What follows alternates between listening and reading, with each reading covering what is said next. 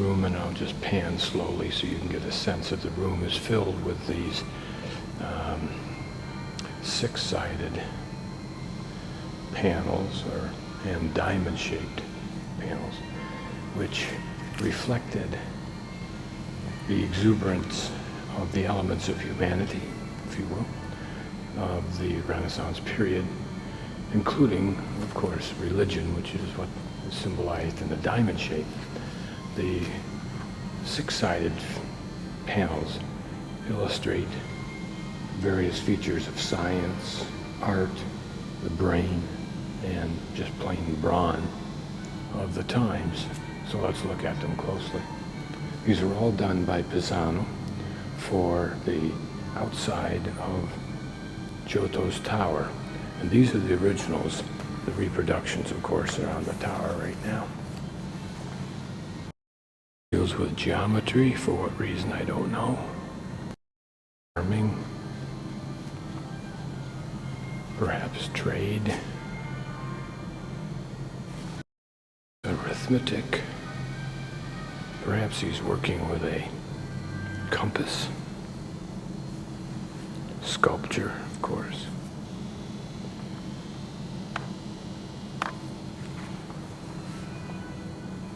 The Italian, but I assume that this is the painting, maybe of such altarpieces as that on the right side. Work.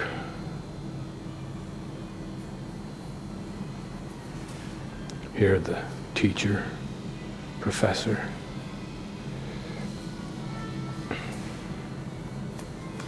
My guess is philosophy. Of course, music.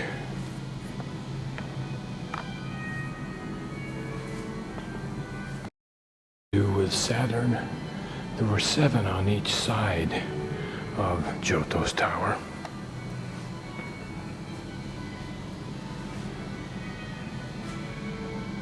This may be Adam and Eve.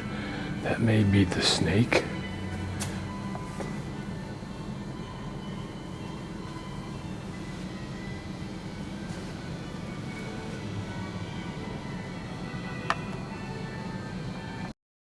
Jabal, Jabal, learning to domesticate sheep. Blowing a horn and inventing music. Cain, the blacksmith, inventing wine. Man of many talents. From the picture, it looks like he's ensuring the quality of it. Astronomer, I think that's called an astrolabe. Your builder, capo maestro. Doctor holds a flask of urine to inspect its color. A common way of analyzing diseases, supposedly, during the Renaissance period. This is Prudence, tribute to the woolen trade, which was big time in Florence. For whatever that symbology implies. I would think Icarius. Here the sculpture chisels stone into living man. In fact, is the finger of John the Baptist, and the most revered of the pieces, if you will, of famous people. Holy pieces, I might add. As we can see from the little statue on top.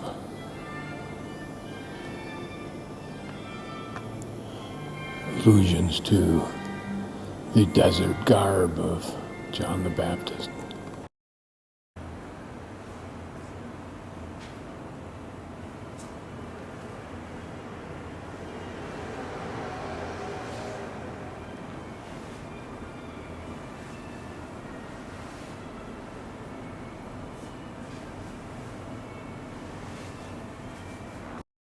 Lighting is too terribly bad to be able to see much here, but this gives a little hint of what it would have looked like under color.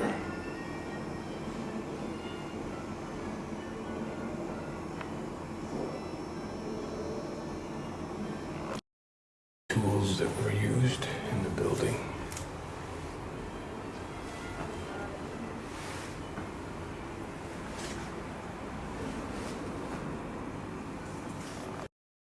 various models of the proposed church.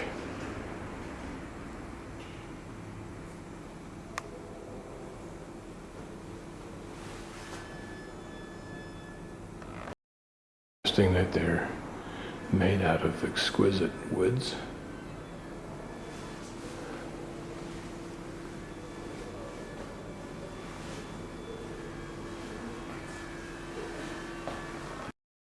I believe was Brunelleschi's model of the dome and the drum on which it would sit. And I think these are cupola designs by Michelangelo. Ride around in this people-propelled chair is interesting to note. That both arms for carrying it are curved the same way. Maybe this was to be used in getting up to the top of the dome in between the two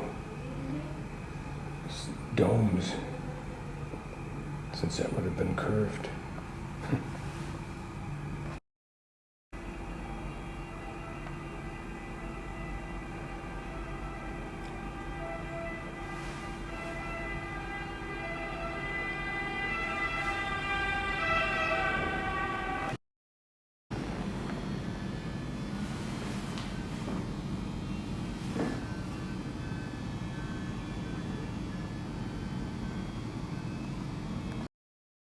Brunelleschi's death mask.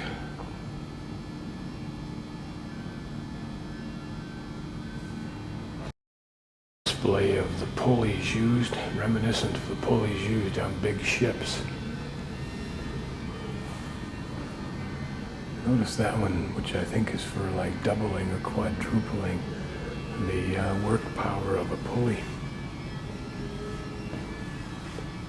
There for tightening things up, perhaps the wood rings that he created as the dome went up at different levels. Calipers. I wonder if it was these devices that were used to determine the correct angle of slope.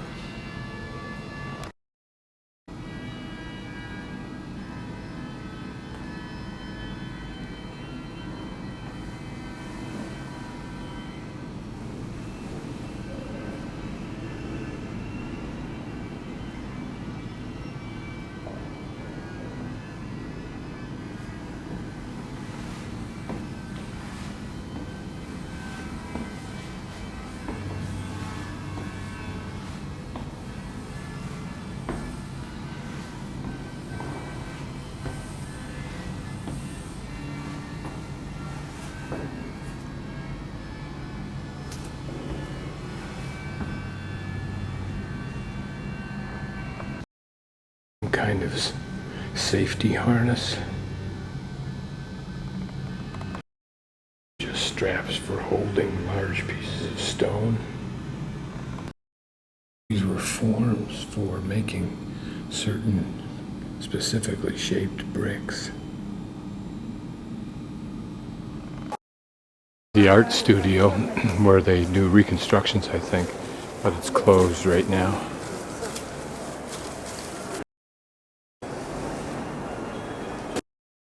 These are some of the tools that Brunelleschi may have designed and were used in the creation of the dome.